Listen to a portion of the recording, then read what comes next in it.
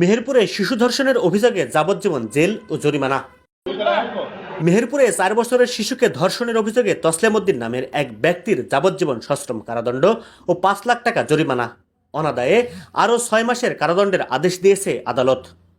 আজ বৃহস্পতিবার 28 নভেম্বর দুপুরে মেহেরপুর জেলা নারী ও শিশু ট্রাইব্যুনালের বিচারক তহিদুল ইসলাম এ রায় দেন।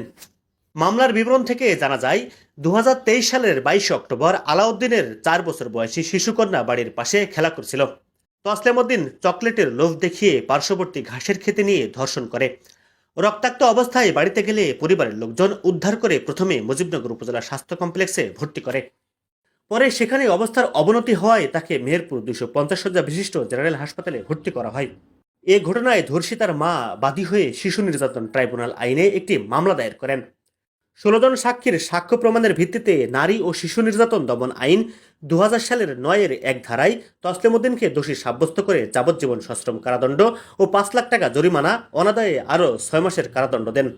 মামলায় বাদীপক্ষের আইনজীবী ছিলেন অ্যাডভোকেট রোকিয়া এবং আসামিপক্ষের আইনজীবী ছিলেন AKM আসাদুল আলম।